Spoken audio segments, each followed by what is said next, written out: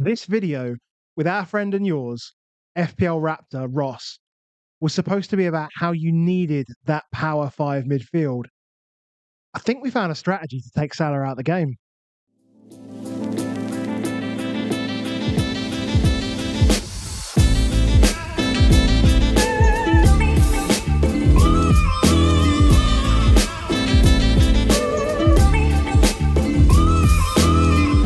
Right, guys, welcome back. This is the Above Average FPL podcast. My name's Adam, and as always, I'm joined by Baker. Today, 5 days to go, we've got Ross, FPL Raptor, joining us. How are you doing, mate? I'm doing very well, thanks, Adam. And yeah, always a pleasure to join you two lads and discuss FPL. We have a lot to talk about after that quite eventful community shield. Mate, it was an interesting game. It was an interesting game. How did it go as you expected? Did you think Palace were going to be as stubborn? Well, I know that I think Palace are a very underrated team, even in FPL and in just in general football. But I think I predicted 3-1 to Liverpool. I thought they'd have too much. But if you looked at the game, you use your eye test, Palace were pretty good. Liverpool were exciting to watch, but maybe didn't have the same level of sort of attacking intent as we would have expected. Then if you look at the data, they only accumulated just over 1 XG, I think it was in the first 90. So it's like it was good from Liverpool, but maybe not quite as good as we expected. And I think Palace will just be that team that early doors, they don't have the fixtures, but a lot of us will overlook them for that reason. They'll probably deliver the likes of Sam and Jos Mateta. I've just realised that I've missed the black T-shirt memo. We could have been all normally. Me and Adam do this. So often we're the same, and it's like, oh my god. I did actually mean to change it because I actually did a podcast earlier. I thought, I'll change my T-shirt later, and then it pretends like I'm not just a nerd doing pods all day. But yeah, I mean, it's bloody interesting. I partially really wanted Palace to be rubbish. Yeah. Because they've been brilliant all pre-season, and my worries for them are you've got some players that might go in Gay and Eze, like they might go still. We don't like they haven't had anybody come in really, and then you've got Conference League potentially that might change again tomorrow. They might have 2 incredible days. As we might find out tomorrow that because that's got to get sorted. I think tomorrow is the day that it's supposed to get sorted. But potentially they're going to play a conference game between Game Week 1 and Game Week 2, and then again between Game Week 2 and Game Week 3. And the fixtures aren't great in the first 3. And you're like, if they could just be rubbish, I could just write that team off, and I'm not going to go near them. Yeah. None of that happened. None of that happened, and especially the 2 attackers that we don't really have any issues about them. Salah and Mateta, we have no issue. I mean, I looked at them enough and thought, do you not think if Eze even went? I don't know. I think they can still do good things. I think as well, people have been looking at Chelsea as like this sort of slam dunk. You know, yeah, I want you to have Pedro, Correa, and Palmer, and if I'm not going to have Salah or Haaland, Palmer's going to be my captain, 100%. And then Palace have just, I feel like they've just sort of quashed all this thoughts that it's going to be a relatively soft start for Chelsea, and it could be pretty difficult for a team that's literally had 2 friendlies, no pre-season whatsoever. They obviously went all the way in the Club World Cup. So, is that the best game for them? Yeah, we've talked about like Spurs going to Man City and saying like, it's a good time to play Man City first game of the season, second game of the season. Seems like a perfect time to play Chelsea, to be quite honest. And lost their main centre-back in the last game, and now Chalobah might be injured too. God, yeah, like people were Sanchez and Cucurella, so people were looking at double ups and stuff like that. Yeah. They feel really iffy. But to be honest, though, maybe even if they're going to come there and score, is that good for Palmer? Is that good for Pedro? Do you know what I mean? It could be. How much I found this few days quite sort of overwhelming in terms of the amount of info, the amount of games that's going on. The amount it's just turmoiled my brain. And I am very happy to say I am firmly in kneejerk FC and love it. I love it. I want the drama. I want the change. I want to rip stuff up and do it again. What about you, Ross? Yeah, I've got this reputation as the psychology guy, the guy that knows about these biases and would never knee jerk. And I'm absolutely in the knee jerk camp. Absolutely. I just tweeted that I've knee jerked so hard I almost tore my ACL. Like I literally feel like I couldn't possibly be knee jerking any harder. But it's difficult because there's that fine balance we're trying to find between you don't want to knee jerk, you don't want to throw your entire draft and plan in the bin just because of one game. And football is so unpredictable. Like game state changes, like one game is a terrible sample size and anything could happen, even though it's between two Prem teams and it was pretty much their first teams. It's still not that much to go off. But at the same time, I think it would be absolutely silly to ignore what we've just seen. We've got lots of data and important info from that game, right? Mateta looks like he'll now be first choice penalty take. He scores 2 pens in a single game. Eze misses his only one. That's important info. You've got the likes of Reinders in the last couple of days looked brilliant, playing a slightly more advanced role. Scores a brace in 45 minutes. That's important info. Dewsbury Hall taking set pieces for Everton and playing in the 10 role. That's important info. But at the same time, again, we've not seen that across a 10-game sample. So you also have to be careful about how many conclusions you draw. So I think as content creators and as FPL managers, we're trying to find that really fine balance between taking that information in, making the changes that are required, but again, not throwing 3 weeks of tinkering and information that we've had prior to that in the bin. And I find that balance really difficult. Like you'll have people like Praz and Ben Crellin on one side that probably wouldn't have even half reacted to what's just happened today. They'll just be very sturdy in their thoughts. And then you've probably got people like us who are like completely changed our drafts. Praz is the ultimate shit stirrer, though, isn't he? Though he will just go in massively on X and do that. And to be fair, I like getting on that act as well. I mean, I think I posted saying, "Do you remember when we all picked Dewsbury Hall when he played at Leicester?" No, me neither. And do you remember? And Reinders played sort of brace against the 403rd ranked team in the world, ranked 323, Stockport County. Stuff like that. Like there's a bit of context around it that I think is just. But also, Salah's washed. But also, absolutely, Salah's absolutely washed is what I've said. Yes, I said that today. I said that privately, but now you've because Baker's good at this. Baker's what did you? He just take DMs. He's like, I'm just going to throw that in there. Yeah, Salah's washed. Why not? No comment. Why not? This is it. We like some people's needles are. They vibrate very, very quickly. You know what I mean? Some people do when they want to, and some people will fight it, and it's cool. I think either way, like this is what feels like football's back. I mean, watching that game earlier felt suddenly like not a pre-season game, which is good. I would agree. That's good. That's fun. There's football. There's drama. Even the fact of there's VAR. Oh, hello, like something. Yeah, I think I might have missed VAR. I wouldn't go that far. I was just gonna say, what did you think Frimpong's ownership was before he scored? Was it like 15%? Was it higher, lower? It was 25% on the nose. Took a screenshot. Now 26.6. It's already just gone up. It's on its way. It's funny because, a week ago or 10 days ago, I remember saying and everyone's videos are like 10 players to avoid, Frimpong. Then Bradley picks up a knock, Frimpong starts scoring goals, and it's like, hang on a second, maybe we do want Frimpong. Yeah. We have to start with Mo Salah. Like, is there a world of no Mo Salah? And if the world is no Mo Salah, what does that world become? Does it automatically become a Haaland? Would it be spread it around and get more other options? I think there are 3 ways to approach it. So I think you can go no Salah and go Haaland instead. He starts the season so well. He's always got strong data. Even last season when he was out of form, still putting up really good numbers. I think the fixtures are better for City than they are Liverpool. But there are enough reasons to just pivot to a Haaland draft. And what I like about that is if you get it horribly wrong, you're not forced into a wild card because it's just 2 transfers to pivot from Haaland back to Salah. So I think that makes a lot of sense in terms of flexibility and not completely going all out. The other 2 options then are obviously the no Haaland, no Salah drafts. But I think there are 2 ways to do this. The first is that you completely spread the funds. You've got loads of like 7 to 8 million assets, loads of expensive defenders, and the money is super spread out to the point where you've not got any sort of 4.5s, 5.5s. I don't really love that because I feel like you're essentially using the Salah money to just get 15 good players when you don't really need 15 good players. There's no benefit to having all of these great players. You're spreading the funds for the sake of spreading the funds. So I'm less of a fan of that. What I prefer is the no Salah, no Haaland, but it's still concentrated money in the starting 11. So like you go for like Saka, Palmer, Bruno, Wirtz, Marmoush kind of players. So your bench still looks on the weaker side. You're not spreading all the money to the bench, but you're making the most of that Salah money in the starting 11.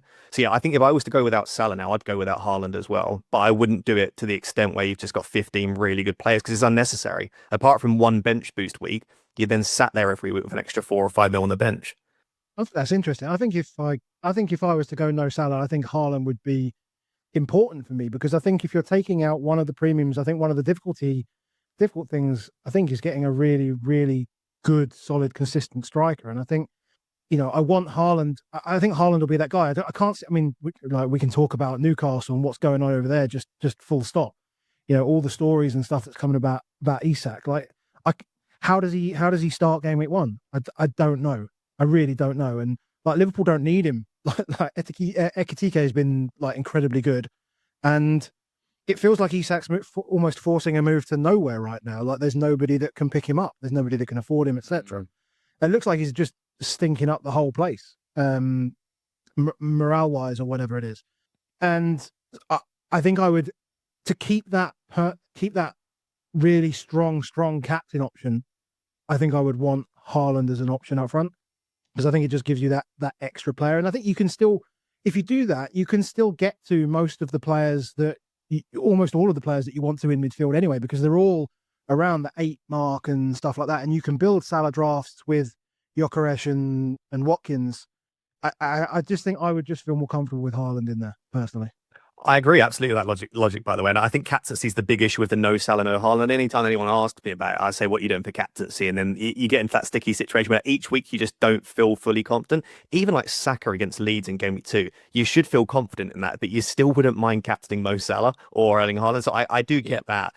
I just think, so if you're saying you're going to go with Haaland rather than Salah, but also get all of the midfielders you want, what we're essentially getting at is you'd be in a 4-5-1 probably, or a 3-5-2 with a really weak second forward.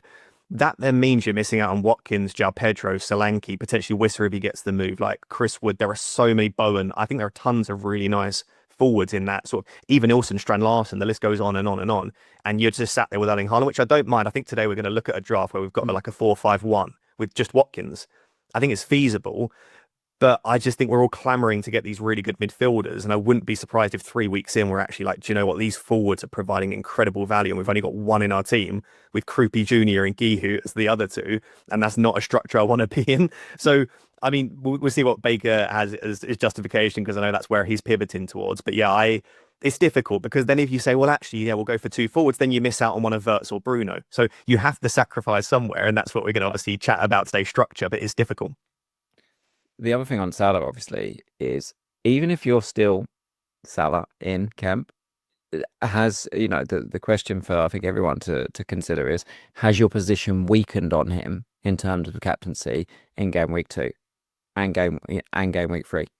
So, in game week 2, it's obviously he's away to Newcastle. In game week 3, he's at home to Arsenal. In game week 2, the most obvious captain is a Saka or Gyökeres. You look at it and you say, okay, well, of the bigger guys, Watkins is at Brentford, maybe. You go to Chelsea and say Chelsea at West Ham. I'm not sure. I'm not sure about that. Potter as well against Cell Club. I'm not sure. I hugely like that one. You've got Haaland home to Tottenham. Cannot comment, but yes. So it's, you need, like, if your position weakens, but obviously a lot of people haven't got Salah and Haaland in that sense. So therefore you're like, I don't really like the Palmer one. Bruno away at Fulham. Not sure it's captaincy. So they're always low scoring games, those United Fulham games as well. I do wonder whether this afternoon is, again, another little bump for those that may be considering a Saka or Gyökeres. Yeah, and I also think game week 1's interesting, right? We've been saying Salah captain because Bournemouth have lost 4 of their 5, sort of back 5. And in fact, the right back was the only position that wasn't that strong. And that's the only one they've sort of held on to. So they're decimated, right? And they've not had a particularly strong pre-season defensively. Wolves haven't won a single game in pre-season. They've looked absolutely terrible. Way off. Exactly. And I've got them as one of the teams that, if it's not a newly promoted team, probably most likely to go down, right? They're up there as one of those sort of 4 or 5 teams in quite a lot of danger. So as much as I do think Salah is still marginally the best captain given it's at home, you absolutely wouldn't mind captaining Haaland. So Haaland and Saka gives you a really good captain in one and a really good captain in game week 2 as a combo.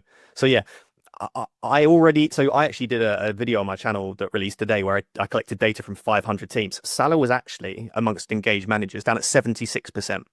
So only 3/4 own Salah before the Community Shield. Wow. I wouldn't be surprised if it gets to a point pre-game week 1 where we're looking at like 65 to 70% of people have Salah. And I view that two ways. Firstly, it means Salah's not going to punish you too much amongst engaged managers because there's a fair chunk that are going without. But then I'm also looking at it as that means if we keep Salah, we're getting like 30 to 35% of Salah's points in comparison to a lot of other engaged managers. It actually makes me want the more people that go without Salah, it makes me want to hold on to him even more because I see more point gain. So it's a very interesting debate we're going to have across the next week. But yeah, I mean, I can imagine all content creators on Monday and Tuesday are going to be uploading no Salah, no Haaland drafts because it's going to be a big talking point. Should we look at the we've had obviously either the final pre-season friendly or the Community Shield for both Palm of these big midfielders, because that's the thing, you know, I wanted to talk about was, you know, do we start stacking this midfield, and if you do, who are the ones that you would put in it? Saka, Palmer, Bruno, Mo. If you've got the touch map things, we will do the touch maps right after we've done the admin. How does that sound? Get the admin done. Get the admin. We love the admin. Guys, remember, if you do enjoy, if you want to enjoy more of our content that we were doing pre-season and moving into the season, please do drop a like on the video, hit subscribe, and comment down below. Let us know what you think, whether you've gone hotter or colder on Salah. Can Gakpo and Verts cover him maybe? You know, all those sort of questions that are now coming up. Come and join our mini league. It is 1 WTCH2. I think that's just crept over 5,000 people, which is awesome. Keep joining. We would love to see you in there. And yeah, I think we've had former FPL winners in there before. So, you know, it can be a good league. You have to be there in game week 19. Otherwise, we just shut it off. Basically, you cannot get to game week 37, be number 1 in the world, and then just jump in our league. That doesn't work. Yeah, come and join us. If you want to come and join us over on Patreon, you can come over at patreon.com/aboveaverageFPL. Lots going on there, lots of chat, lots of draft ratings, lots of, you know, should I do this, should I do that, as well as all the games that we've got going on. So FPL Blackjack and Last Man Standing. We've just started a draft as well. So we've just almost started like this draft thing that's going to be madness to administrate, but we absolutely love it. And you've done your draft already, haven't you, Baker? How did you get on? For those watching, they might have seen me close my eyes as you mentioned it, because about halfway through, I got distracted by my child. And the thing with the draft is the maximum time limit per pick is 2 minutes. And there's some players that are near the top that if you haven't got yourself a nice watch list and stuff, will auto go into your team. And I auto drafted Heung-min Son. Heung-min Son? Yeah. And then on the way back, I then got Phil Foden as one of my two early picks. That'd be quite high. And I was like, yes. I also got Kai Havertz. Hot. You're cooked already. I've got Lewis Hall, who's potentially injured. I've got Gordon, who's potentially injured, and I've got Clivert, potentially injured. Fantastic. Yeah, it stinks. Yeah, I'm in trouble. Well, my team looks great on FIFA. If you're playing FIFA with my team, you'd be like, this is amazing. This is amazing. Draft. We've got loads of other games. The draft that we're going on for like 14 weeks, and then you can jump back in again as well. So you can get involved in that. There's 25% off if you want to join for annually, and that'll get you involved in all of the leagues as well, and all the prize leagues. Some of the prize leagues you need to be in before the start of game week 1. So make sure you get in, and hopefully we will see you over there in the Discord. And a final shout out does have to go to our friend Dan, Dan Hybel, Crypto Block Dan. Everyone knows him. He is, you know, an early adopter. He is an angel investor in the Web3 crypto and blockchain space. If you have any questions about that area, we know nothing. So Dan is the guy you need to go to. Hubble.social/Dan Hybel. You can grab from 15 minutes of his time for $40, and you can, you know, ask him all the questions that you need to. He can give you the advice that you need. I can't say more than that. He will be at Fantasy Football Fest, and myself and Baker will be at Fantasy Football Fest. Ross, are you going to Fest this year? Sadly not. So, You got a deadline streaming, mate. You got Yeah, exactly. I got a deadline stream in Birmingham, so I can't get back to London in time, sadly. That's just how it goes sometimes. Cool. So, yeah, once again, hubble.social/Dan Hybel. Shout out to Dan. And we can go to the heat maps. So, who did you want to look at first? Bruno and Palmer? Yeah. Shall I take Bruno?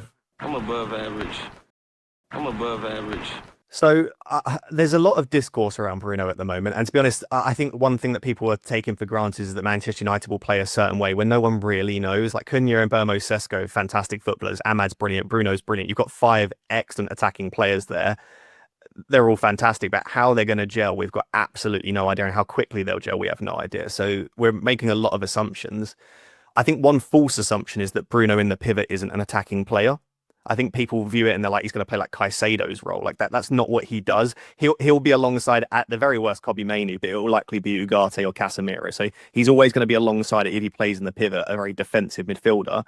It just means that he has to do more defensive work. But as soon as we get the ball, he's already playing as essentially a number 10, at the very worst, an advanced 8. So you're not getting a Bruno in the pivot when Man United have possession. And all that happens when Bruno drops deeper is he gets on the ball more and he starts spraying passes. And he's got some of the best passing in the Premier League. We know how good his assists are. So I want to make it very clear that Bruno in the pivot is not a defensive asset, but it means he has to do more in defense when the other team have the ball. All that means he's just going to rack up DEFCON points because he has to do a lot more tackling and recoveries. In the most recent preseason game, he had 8 or 9 recoveries. He almost got CBIRT just through recoveries alone. The man is just going to be everywhere because of his work rate as well. So I actually think Bruno in the pivot isn't a huge issue. It probably does mean he scores less goals, but I think he will have more assists, more DEFCON.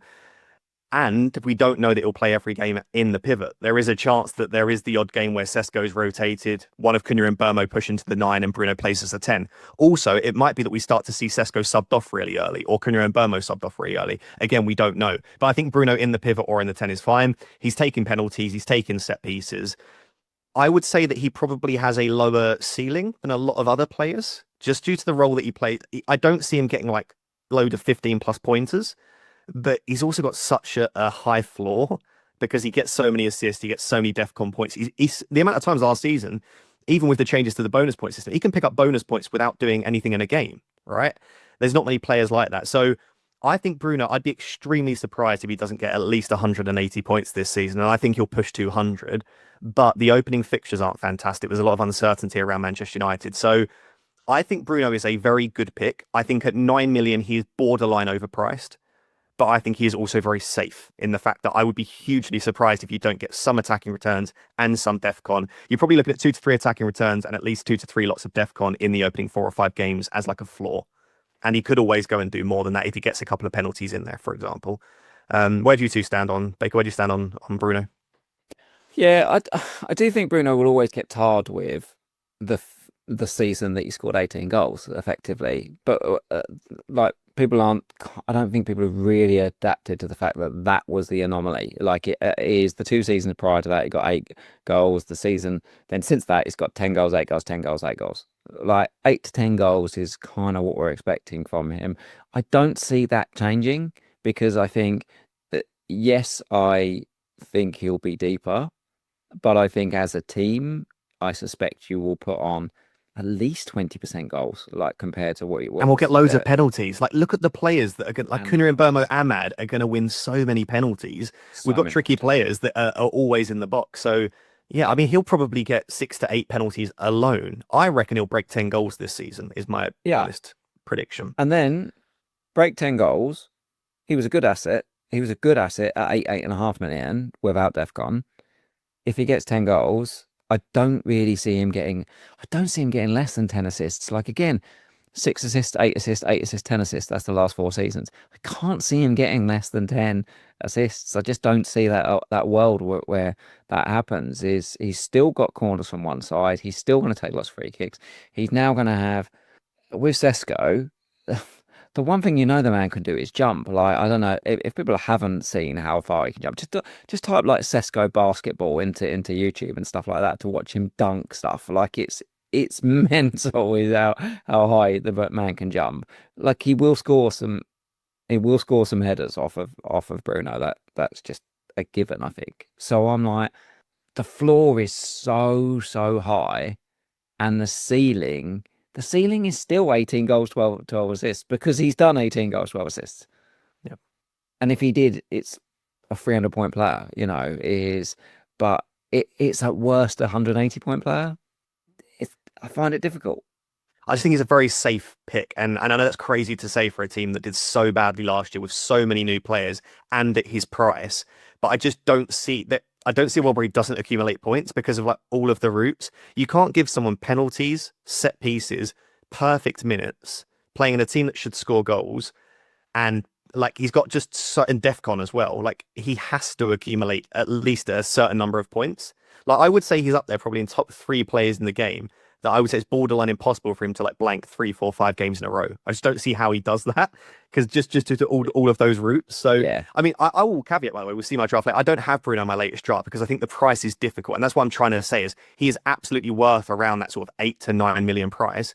But trying to squeeze a 9 million mid in is difficult. But I still think he's an excellent asset. I don't think people should disregard him because it's Bruno or it's Man United. I think that would be silly. And the level of expectation on his shoulders in the past couple of seasons, in particular, though, has been so high. And I think one thing that United have done, I think, this season is this pre-season at least, is they've brought in at least 2 players that can carry a bit of responsibility with him. So Cunha will quite happily shoulder some. In fact, he wants it, he takes it, and he grabs it. He will look to create for himself. He look to create for others. Yeah, that gives Bruno a bit of a rest from just mentally having to carry that. Bryan Mbeumo obviously just came massively out of his shell last season, and he's going to want to prove himself as well. Yeah, one thing I've seen from the preseason stuff from United is that because Ahmed and Dorgu in particular are just so aggressively getting forward as well, it does mean that he can switch from advanced 8 to 6 and then just become quarterback, and he's just able just to play whichever way obviously suits United for that moment. And, I even saw in the last friendly, there were, people like Hayden Heaven was getting on the back of stuff as well. I mean, 4.0 defender, getting a lot of minutes in pre-season is very interesting. But yeah, I don't really have any qualms over Bruno at that price even. I think, as initially when the price came out, it felt like slightly too high, but actually with the DEFCON adjustment, I think actually his price had to go up just because he was benefited so much from it. 22 points last season he would have achieved. Yeah, 22 points he would have achieved last season, which is putting you up there amongst like centre-backs playing for defensive teams. And like I say, I think him playing in a deeper role will just lead to more DEFCON points. So there's going to be a slight reduction in goals, maybe, potentially, but then still he'll score goals, but then you'll just boost it up. I wouldn't be surprised if he hits 30 DEFCON points this season. And imagine giving Bruno an extra 30 points in the previous seasons. I mean, like it'd be crossing 200 quite comfortably. You have to also remember that he's always just got bonus for doing very little. But I was speaking to Prano on the wire this morning. I said he would have got at least 2 bonuses yesterday, guaranteed. Yeah. In a 1-1 game with an own goal for Man United. So no one on Man United's beating him because he's got the assist and he's got the stuff, and therefore and DEFCON, and DEFCON. So he's going to get. He would have got yesterday like 9 points, at least 9 points, possibly 10.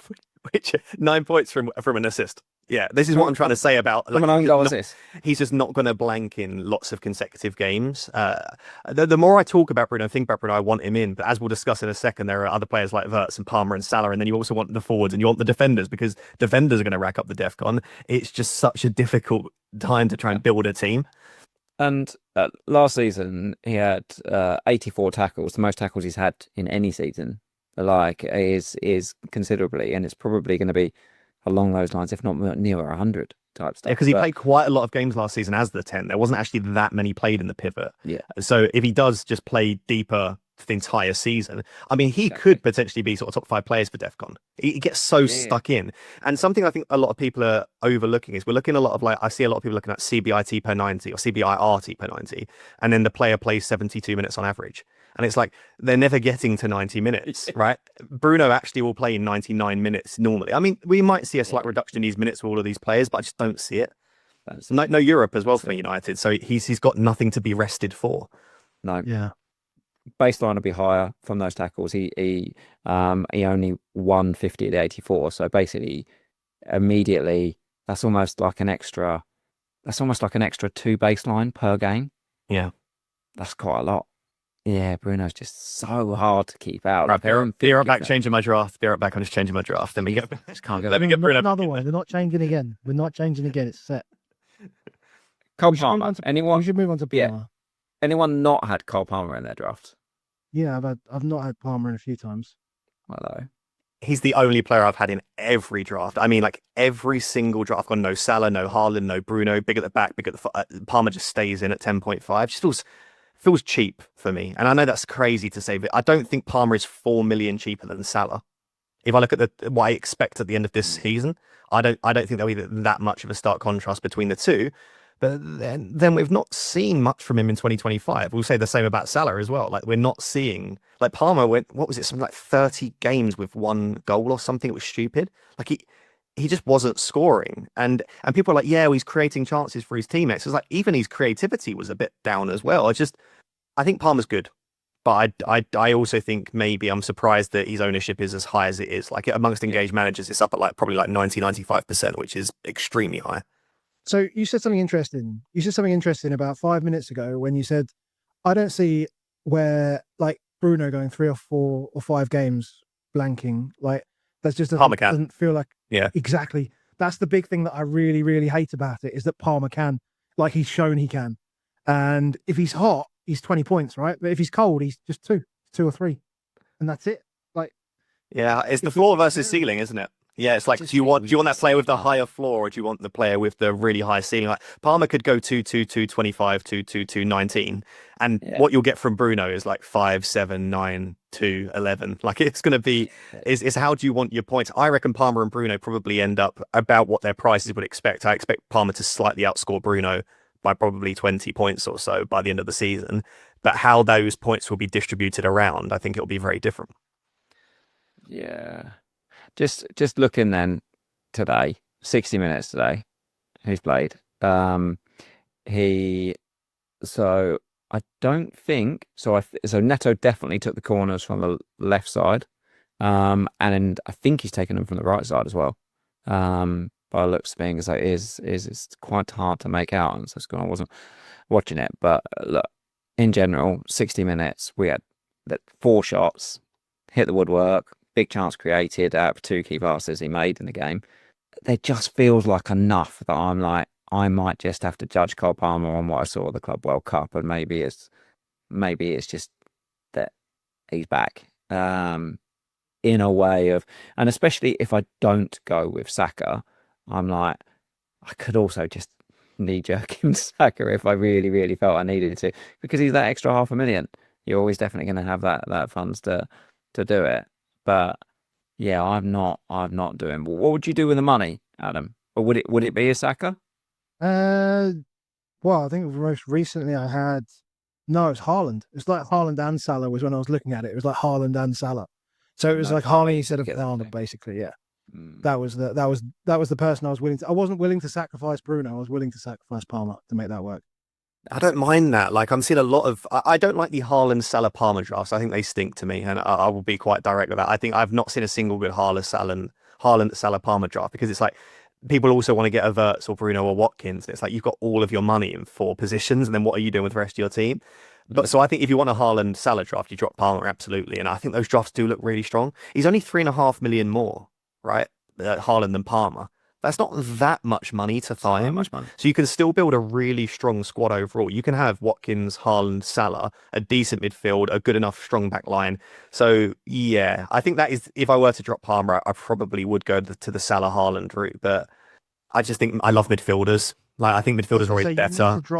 You need to drop to like 6.5s and below, like on the midfielders. So you know, I don't know whether you want to move on to the Saka Salah pass maps, or you just want to start talking about. Let's just have a quick look. We've done Salah, so I don't think we need to do any more than that. But I guess immediately when we've looked at these 4 midfielders, Salah has the least of the ball. Like no shit. I mean, he is very much sitting around that outside. There are people that like there's no need for him ever to go drifting to try and get on the ball or do that stuff now with Verts and Gakpo. We are really going to see him just kind of on one side of the pitch. he's clearly still not doing any defensive work. So as much as it's yes, Frimpong is getting incredibly high, I do look at this. This is a little bit to me. I'm thinking, am I going to keep readjusting my feelings around Liverpool defence? When we first started the pre-season, I was like, well, Virgil van Dijk could be in, that'll be what it is. But I look at this and I'm like, if Salah's not doing defensive work and Frimpong wants to get forward every 5 minutes, they're going to continually ship chances like we saw today, to the point that I'm very happy to take on Liverpool defence in game week 1 right now. I agree, especially with the fixtures as well. And over the opening 3, I don't see a clean sheet. Like Bournemouth aren't good defensively. Frimpong could absolutely score, but they've not lost any attackers. Why would Bournemouth be any worse from an attacking perspective, right? So yeah. And then I look at the 2 fixtures after that, Newcastle, Arsenal.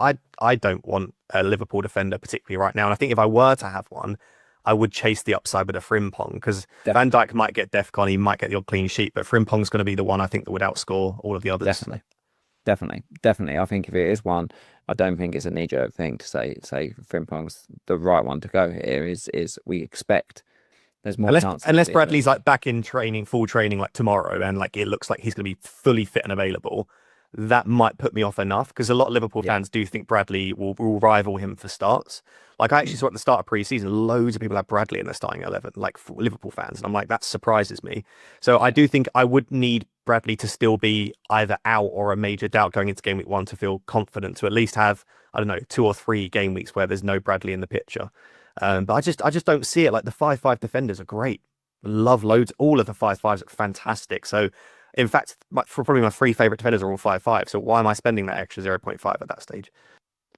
Saka's the wild card for me in this one. One is, I think, say if you watch him yesterday, it just looked full on old school Saka. Like he looked like he's enjoyed the rest. And secondly is he's got an unbelievable fixture in game week 2. Look at the heat map. Look at the positions he was taking up. Everything about it screams he should be in more teams than he is. Like he's definitely the one that is in the least amount of teams. And I do think it's just one that I'm going to challenge myself with all week on this one of, should I be trying to work a way to get Bukayo Saka in my team? Like, it's the penalties. Does that not bother you that there's a good chance he doesn't have pens? And like he could be much better than Saka than Palmer, but Palmer could get 2 pens in the opening 2 and it doesn't matter. There's obviously that. There is that with him. Do you pay £10 million for a midfielder that doesn't?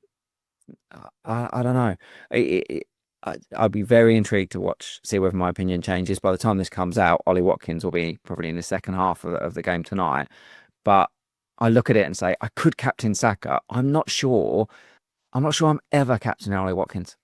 Yeah. I'm not sure I'm ever captaining him. And it's just whether I should find a way to try and get That's so true.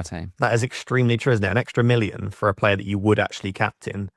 Yeah. Versus a player that you're not capped. Watkins is the player I keep looking at in my team. Again, we're going to look silly if he goes and bags another couple of goals, but he's the one player I keep looking at my team and going, you are causing me a lot of headaches.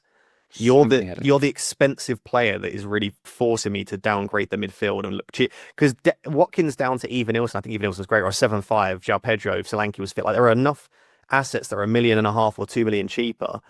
And it would just make the rest of my team look so beautiful. But then it's like, is he just too, it just ticks along, gets a goal every game. That's what it seems like. He'll go and get you a 7, 8, 9 pointer. He does have a higher ceiling, but not on too often of an occasion. You don't regularly see Watkins go out there and get a brace in a single game. And so is that the reason he's less exciting? We don't know that he's definitely on pens. He does miss a lot of chances. I mean, last season, he missed the most big chances in the Prem. This is one of the only pre-seasons we've seen from Ollie Watkins where he's had a full pre-season fit and available with very little competition. Like there's always been, whether it be like international competitions where he's picked up an injury or he's had that competition with Duran. This is the first pre-season. He's the main guy. They've signed Gessend, obviously, but I don't think he's going to take serious minutes off Ollie Watkins at the start of the season. He looks fit. He looks ready to go. He is trying to show to Emery, I think he's the main guy, but also show other people that might want to buy him in the future that he's still got it. I think it's all lines up for a Watkins really strong start to the season. So I keep him in my team for that reason. But I tell you what, downgrading Watkins does wonders for the rest of my team. It does. But, right, the £5 million midfielder rather than your Saka, you switch the Watkins 9 million out for. Your problem is you can't switch Watkins out for the 5.5, 6. Exactly. Like as soon as you start putting those forwards in, you're like, nah, I don't like it. I just don't like it. I just don't trust them like I trust Ollie. I trust Mateta. I trust Pedro, but well, I don't know if I 100% trust Pedro, but I'm growing to trust Pedro. But I definitely trust Mateta. But I'm only saving 1.5 million. Like he's not letting me just suddenly get there. But maybe like Verts, like Verts and Watkins versus it's the same price as Mateta and Saka. I'm above average.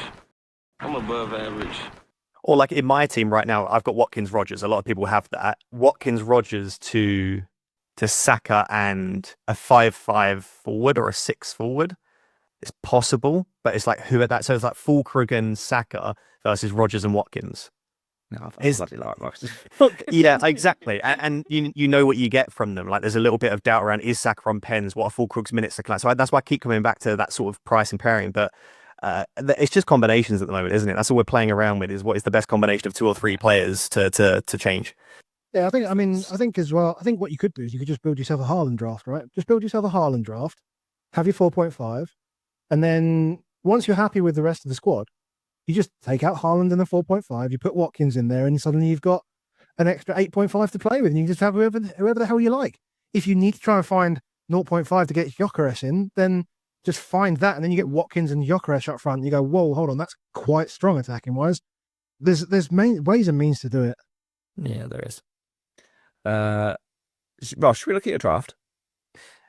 Yeah, let's look at it. I mean, it's changing like by the minute. I already want to change it now just after our chat we've had. But yeah, let me read it out for those on audio. But I've got Sells in goal and Dubravka on the bench. My 5 defenders at the moment are Porro, Milenkovic, Juve, Anderson, and Steve. So I've got 2 5.5s, 2 4.5s, and a 4. The midfield 5 is Rogers, Reinders, Palmer, Salah, and Verts. And then the 3 forwards are Watkins, João Pedro, and Guy. So I'm just debating with myself right now do I want Verts and Bruno? Yes, I absolutely do. As soon as I want Verts and Bruno, we then have options, right? I remove all of my other forwards alongside Watkins and just go for Watkins and a really cheap one, or literally just Watkins and 2 4.5s. That gives me a lot, right? I can get Verts and Bruno in the team. I can have Watkins. I can have a strong defense, but then I've got 2 4.5 forwards, and I think there is value there. I can remove Watkins. So simply, I could just, in this draft here, I could just get Watkins down to a 6 or a 6.5, try and Larson, gives me a little bit of money to upgrade the likes of Rogers or even potentially even Reinders if I shift funds around enough to get Bruno in there. But then I've then got no forward above the price of 7.5. That feels rough, right? What happens if Watkins, Gyökeres, Isak, Haaland all go big? I'm like, that's not the best balance in the team there. I would say the only thing that I'm pretty sure on, which worries me, every good manager that I'm looking at the moment, is I am not hugely keen on big at the back. And that worries me again, because I'm looking at like Praz, who again, I would trust more than anyone, is hugely keen. All of these analytical managers are like, yeah, they've got like 4, 5.5 or 6 million defenders. I just don't see that. Like, I think all of the 6 million defenders are fine, but do you need 4 or 5 of them? Do you not think it's worth just downgrading a couple to 4.5s that might have a high ceiling, like Juve Dorgu, or even Anderson, who will tick along really nicely at 4 or 5, to allow me to get one of those extra big guns in the attack? I slightly prefer that. But I guess if we're looking at being optimal and projected points, it probably isn't, because these 5, 5, and 6 defenders with DEFCON probably are going to rack up like 170, 180 points. So listen, I get it. I can't find the balance right now. What I would like to do in this team is I would like to have this exact team here. I'll make a bargain with the FPL gods. I won't change a single thing. Just give me Bruno for Rogers, and I'm happy. I genuinely don't need any other upgrades. This team with Bruno instead of Rogers, and I would be delighted. Don't need more money in defense. Don't need more money on the bench. But I can't get Bruno for Rogers. So it's like, where do I find that 2 million? So if I put Bruno in instead of Rogers, like I say, 2 million, Watkins down to Even Ilson, don't hate it. João Pedro down to a 5.5, I do hate that. Yeah. I can't really take it out of the defense. I'm already pretty cheap there. So as much as I don't want to go big at the back, I can't take any more money out of the defense. Then I'm like, well, Ross, just don't go for Verts. You've got Salah in there. Go Rogers to Bruno and Verts down to Ismail Assar. And that's sort of what I've been rocking, a very similar draft to that. Is Rogers and Verts better, or is Bruno and Sarr better? I don't know. This is what I'm going through. And so I think for me, really, at the moment, the 3 key cogs are Verts, Watkins, Bruno. It's if I want all three, I have to make some big sacrifices or choose two of them. So in this draft, you can see here, I've sacrificed Bruno. I'm a Man United fan. Bruno is top three, my favorite top three players that have ever played for Man United. I probably won't go into game week 1 without Bruno. So it's which of those two do I sacrifice? Or I don't know, we're going to have a look at Baker's draft or that 4-5-1 where you've just got Watkins as the one forward. Yeah. Maybe that is the structure, because then you can have that big boy 5 midfielders. Yeah. I don't know about Reinders as well. Reinders is one of those where that's just a huge knee jerk, but it's like Anderson has just never inspired me too much. It's just a bit not boring as such, but it's like, again, really high floor. Like he'll pick up DEFCON in over half his games. Really good assist threat. Even last season when he wasn't on all set pieces, really good assist threat. He'll score the odd goal. He strikes the ball incredibly well. His minutes in the back half of the season were really strong. So I don't think minutes will be a huge issue for him. So yeah, he'll pick up 3s and 4 pointers. Great. It's just so boring. Like Reinders can go out there and get a brace in 45 minutes. I don't see Anderson doing that. And then I look at other 5-5s. I'm like, Arias at Wolves, I think could be great. There's even a chance he takes pens, takes set pieces, but just not consistent fixtures playing in a really underperforming team. I look at a Dingra. I just don't see Sunderland doing particularly well. So it's like, do I want to? So yeah, I mean, I even looked at Shrewsbury Hall and then I saved 0.5 million, but I'm still not fully convinced that Shrewsbury Hall is going to start every game with all of the players that they're looking to sign. So yeah, they've done well with the pricing, because I have not been happy with a single draft. And I sit here looking at this and I'm like, this is lacking in about 50 different areas, but you just can't. I'm yet to see a perfect draft. 100%. Found them $500,000 short a lot of times. When I say a lot of times, Baker knows I've only done about 7 drafts, and most of the time I'm coming up $500,000 short. Right. Yeah, I mean, I'm even looking at Tielemans as well. Tielemans is a very sort of new pick that's come up through analytics guys, and I can see it, right? The pen potential for pens is there, although I think it has been said that Watkins has been like the number 1 penalty taker, but again, we just don't know that yet. Tielemans missed his last one as well. That would give you enough. I mean, to get Verts up to Bruno in that scenario, I think. Is that right? 7 to 6 and 8.5 to. Yeah, they're giving extra 0.5. I could even do like João Pedro to Bowen, because João Pedro has been put in there because he's just scoring goals for fun, but he is getting subbed every single game pre-70. And it's like, I do want him because he's scoring goals. And if he scores a goal in every game, I don't care. He can be subbed off in the 61st minute every game. But that's worrying. Delap comes on, scores a brace. I know one of them's a pen, but it's like João Pedro's not getting close to 90 minutes on a consistent basis. And so I would quite like I like minutes. I'm big on minutes. So João Pedro even concerns me there. But it's like, I don't know. I'm really, really struggling. There's no correct answer. And I know there is never a correct answer in FPL, but often it does feel like there is an answer that is better than the others. You know what I mean? Like we always sort of like to trend towards a template. There isn't a template. I truly believe that. Like I created, again, a video that went out live today, which was the template team. Apart from like 3 or 4 players, which was basically like Dubravka, Steve and Palmer, there were barely any players over 50% owned. Like the most popular template players are owned by like 40% of people, which is crazy. I think we are going to see, everyone checks live FPL as soon as the game goes live. After game week 1 deadline, there are going to be 15 to 20 players, 30 to 40% EO, where it's like, oh, I actually don't have that many major rank threats, but I have 15 players that can all do a little bit of tiny damage to me. And I think that's what we might see all season, which is great. I'd rather that than have like 6 players that are all 90% EO. But yeah, I just don't think there's an answer for me at the moment. It's kind of what we want to see as well. Absolutely. 30% does it. Yeah. It does it. Yeah, I do know what you mean by this. So I suggested we put these midfield 5 on the thumbnail and said, I was looking at it and then was like, oh, I've seen quite a lot of that suddenly within a few hours of me thinking that's what it is. And I was like, maybe this is the new template, maybe what it is. And then today, I wanted to just get a few screenshots basically of people that have done that to put it on, put it in the stream. And I was like, oh, it's actually really hard to find because there were so many other different ones. And I'm like, maybe it's like, my brain just suddenly started noticing those ones, but didn't notice the other ones. And that's really what it was. I do think if you want to go big, Adam, if you want to show the one that, the one that I was working with, my current sort of 4-5-1 Tinker. With this one? with that one, with this Okay. one. This is where I've currently been at. So it's got Sells in goal. It's got Porro, Tarko, Murillo, and Anderson. These are all basically 11 permanent plays. No rotation, straight out. You play the 11 each week. It's like content creators help. Like, turn up. Here's my team. Yes, same next week, please. Same next week, please. Yep, that's what it is. Then the midfield was Anderson, Salah, Palmer, Bruno, Verts. I have sadly taken out Elliot Anderson for Reinders in my version of this, so I've already broken it up. Reinders is in. I watched that last night. I then went and watched as much Reinders footage as I could possibly ever find to see how does that work compared to what we've seen previously. Is that the type of player we're getting? I found a very interesting interview about like even just how Man City called up his dad and said to them, we want a number 8, and I'm like, oh, they don't want a 6 for him. They called him up. That was the exact words. We need a new number 8. And you're like, oh god. Oh god. It's a 5.5 number 8 for Man City. That seems absurd. So yeah, he's in. But the issue is with this draft, can you take a risk with Reinders? Exactly. Because you're playing these 11 every week. And so Exactly. you need Anderson because Anderson will play. Exactly. And that is one of the things immediately as you look to these sort of downfalls of this is, let's just say, look, I've moved Reinders in. I've got Watkins there.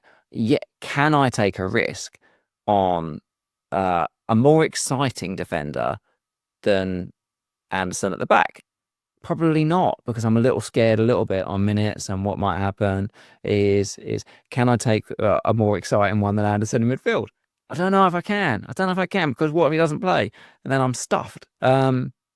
Because my bench is Burnley Steve, Krupi Jr. and Mark Guiu, who's still not even made a squad. So I've literally got nothing. I've got Burnley Steve. The second anything goes wrong here, there's nothing here that gets it. But I'm like, hey, it's got everything I want. Do you not think this just stinks of not being able to just man up and make a decision? I feel like that's what I keep coming back to in my head. It's on like, 1,000,000%. That's what that is. It's like just throw a pair of balls and choose Verts or Bruno. That's what I keep saying to myself. You just choose one. Like it stinks of just like we can't make a decision, so I'll own all of them. And I'm like, then we'll get to game week 2 of a team like this and just go, we're numpties. We should have just chosen one of Verts or Bruno. Yeah. And I think in that case, choose Bruno. And if you get it wrong, and game week 1, Bruno looks deep, Vert scores a brace, and you're like, I made a mistake, pivot. Right? It's easier to start with Bruno and then move to Vert. So, but then I look back at this team. I actually, before the Community Shield, I messaged in the group chat, I had 14 of the 15 the same as you here. I think the only difference was Anderson versus Reinders. You've changed. It's already changed by this point. Exactly. It was the exact same sort of setup, and I just kept looking at it and just thinking, again, content creation hell, but also just like, I think this screams early wildcard or early hits when I inevitably need bench cover. It's either you've perfected the game and it'll just stay and it'll be there and there's nothing you can do about it. And you could, if you put Reinders in for Anderson and then basically take out one of Porro or Tarko for Milenkovic, you go triple Forest and then 6 attackers, that are ridiculous. Like, it's a draft that could win you FPL. You could be 5-6 weeks in, you've made 0 transfers, and you have won FPL. Yeah. Well, why don't you do it? Why don't you just set up an account for your wife and then just run this as a no things? Because that's another thing of what Ross is saying, of not actually having the balls to make a decision. Because yes, I did think of that exact thing this morning. Maybe I should do that and then go, I'm going to think about it. But it's another thing where you're actually saying, shit, I can't really pick between this one and this one and this one and this one. This one, you genuinely can't make a decision because the whole house of cards falls down the second you move one of them out. Like, as soon as you go, right, okay, well, I'll move Watkins to João Pedro. Okay, now I've got 1.5 million. What do I do with that 1.5 million? Would I spend it on the bench? No, I wouldn't. Actually, I don't like moving any of these ones on the bench. What I'd do is I'll move Verts to Saka. And then I'm like, oh, no, I haven't got Verts. So where do I do that now? What do I then do the next one? And then do the next one and do the next? It actually is like either, for me, perfect and it forces me to sit on my hands because I'm terrible at sitting on my hands, or it's fucking ludicrous. But if you try and keep the 5 in midfield that big, and then you start tinkering one off of, let me get a second forward, let me move this, let me take away some of my DEFCON guys, I actually think the whole thing unpicks really quickly. The impression that I'm getting from the analytics guys, again, I don't really look at models, so I wouldn't know what the latest is, but I've seen a lot of, like, again, the likes of Praz going super cheap in the attack. So I feel like probably if what you want to do is this, it's Watkins. It's Watkins that goes. Because that midfield 5, I can't criticize. There's not really any way you can go from that. Like, they are the 5 that you want, especially at those price points. It could be a different 5-5, but those are the price points and players. There's nowhere to pivot. Watkins down to a 7-5 gives you enough. Or as I've seen with a lot of people, it's like literally like Thiago and like Strand Larsen as their sort of front two. And so maybe it is that. Maybe it's Watkins down and Guiu or Krupi Jr. up, and then you've got an extra attacker in there. But then again, where do you go if the good forwards start popping off? It's difficult. Exactly. It's the 7.5 that you want. Pedro, Mateta, Solanke. As you say, the 1.5 doesn't do much for you. Like, if you do Watkins down to João Pedro in this team, it's like, what do you do with the 1.5? You maybe get Krupi Jr. up to full Krug? Krupi up to full Krug, or you do like Anderson to Milenkovic or something like that. Yeah, but then still, I'd rather just have Watkins then, you know? And then, exactly. That's just what I'm saying. It all falls apart. Every time you take one out, you have to put it back in because you're like, fuck, I know that weakens my team massively. And no. Like, it's actually, like you say, I think we probably, if you want to have Salah and Palmer, I think we probably should be looking to make a decision on Wirtz or Bruno. Bruno, Watkins, I think one of those 3 has to go in if you want a good balanced squad. And it might be the way that we just go, oh, screw the balance. we just want all of the good players. And that is, do you remember last season, everyone that went with Haaland and Salah and just went, screw it, I want the 2 best players? They had a really solid start to the season. It is a viable strategy to just say, screw balance, screw the bench. I want all of the good players in my team. That's fine. If it doesn't work, though, it's tough. You're just nailing on your wildcard immediately. And I don't mind that, though. The more I think about a wildcard 4 after that first international break, the more I like it. So maybe you take a risk like this. You won't be making many transfers for the first 3 weeks. But if you realise that after game week 3, you're like, I don't like this structure, wildcard out of it, you'll have a few free transfers that you've saved up. It's not a huge issue. Especially because you're going to have the free hit in the back pocket as well this season. So if you play an early wildcard, you've got a free hit to bail you out if you need it in the future. My psychologist is talking me into this draft. I can do it. He's who said, no, make a decision. You don't have to. And then he's changed it on me and said, yes. Yeah. You can do it. I think you can. I don't know if you should, but you definitely can. Yeah. Did you want to look at this? No Salah, no Haaland? Oh yeah, just briefly before we got on, our friend of the pod, Ivan, I saw him message this out. So this is what he looked at. That's beautiful. Oh my God. Yeah. Well, he is a beautiful, sexy man in the FPL world, and this is the solution. I was like, this is the solution. The solution is just get rid of Salah. Oh, we're talking about getting rid of Watkins, Bruno, and Wirtz. Just get rid of Salah. You got everything. Now, this is the power 5. So we've got Sells in goal. We've got Murillo, Diouf, Tarko at the back. We've got Gakpo, Saka, Palmer, Wirtz, Bruno across the midfield. We've got Watkins and João Pedro up top. Dubravka, Rodon, Lacroix is there. You've even got a 5 million on the bench after that full 11. It's just, Mo Salah is. General was right, wasn't he? It's imagine how much General's enjoyed today. Imagine how much he was enjoying it when he skied that pen. It's going to be so obvious in hindsight. It's going to be like, of course, no Salah, no Haaland was the way. Look at the team you can build. Or when Salah scores his 5th goal in 3 games, it's going to be like, you backed against the GOAT. Right? It's going to feel very obvious in hindsight, but I think it's a lot. The Haaland, no Salah, no Haaland, one of either. The drafts are so close. I think it could go either way. What it really comes down to is captaincy. If your captain can get close to Salah, it doesn't even have to match it, but get close to him, the rest of your team will undoubtedly outscore the Salah teams because you've got better players.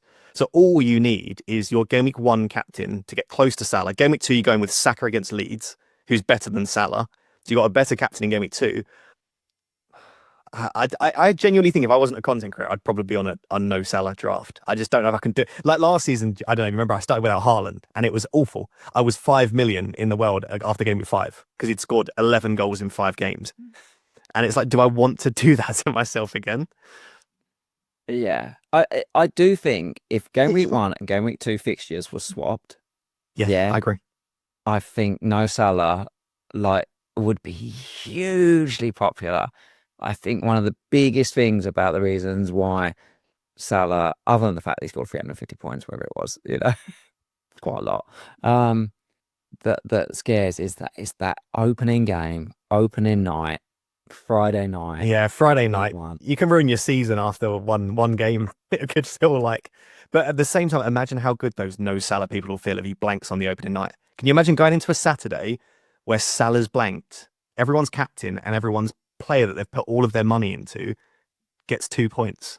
Like, can you imagine that fear? You would tuck yourself up at Friday night. You would tuck yourself up in bed and you'd just feel so happy with life. On the flip side, if he scores a 14-pointer, then that's rough. But maybe it doesn't matter. Maybe it doesn't matter because Gakpo and Wirtz combined have got 25 points between them. Like maybe that's it. Maybe that's why it's fine. I could already see, but I was just looking down. Baker could see me working it out. I've loved it. Literally, as Ross is talking, I'm just watching Adam, and I'm watching him manifest it, and I'm thinking that I'm sharing a room with him Friday night. And she was head like, you can suck him in bed, Baker, with a little smile on his face. That'd be fun. Yeah. I don't know. Again, it's going to be one of those that is obvious in hindsight, but I just want to make it very clear before the event. I don't think there's much in it either way. So I think trust your gut, trust what you're feeling. Like I always say, it's my favorite way to make a decision is what would piss you off the most. Would it be if Salah goes massive and you went without, or if Salah blanks and you went with? What annoys you most? And for me, what would annoy me most if I tried to get clever with it and went without? If he blanks and I go with him, it's not going to annoy me that much. I'll just be like, I still think Salah's a good asset. I went with who I thought was the best captain. I'm fine.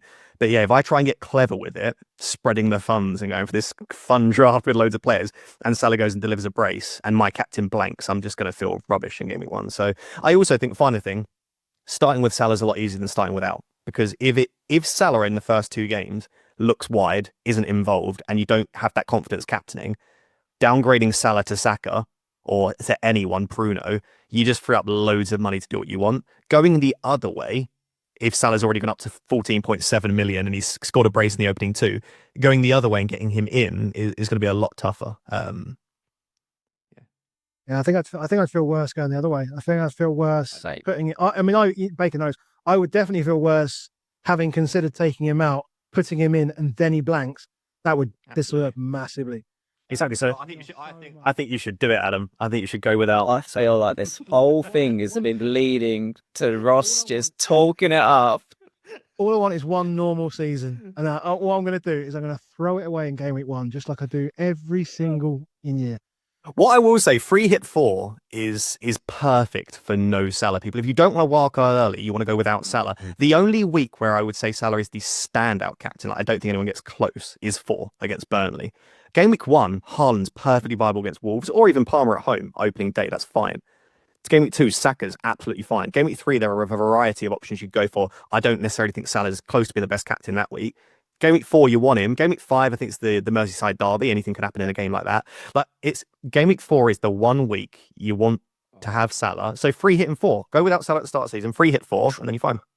Triple Palace. As well as you can free hit in 4, and you can have Salah and you can have Haaland against United as well. Yeah.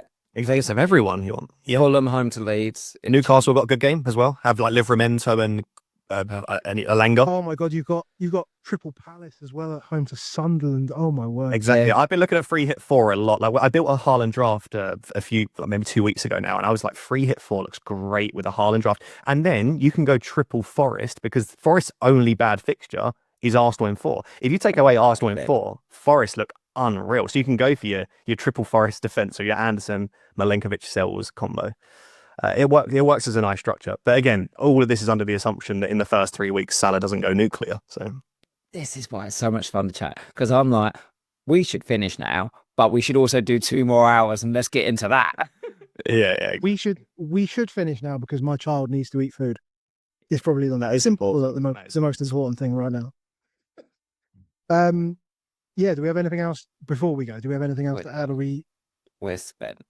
Nah, I feel significantly more confused than when we started the pod. So thanks for that, That's lads. exactly how it should be. And we said we'd try and get this done in about 40 minutes, which was never happening and never happens. And here we are.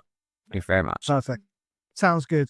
As always, hit the like button. We will see you on Thursday. Come on, you Spurs, for the Super Cup. Thanks for coming, Ross. See you later. See you later. Bye.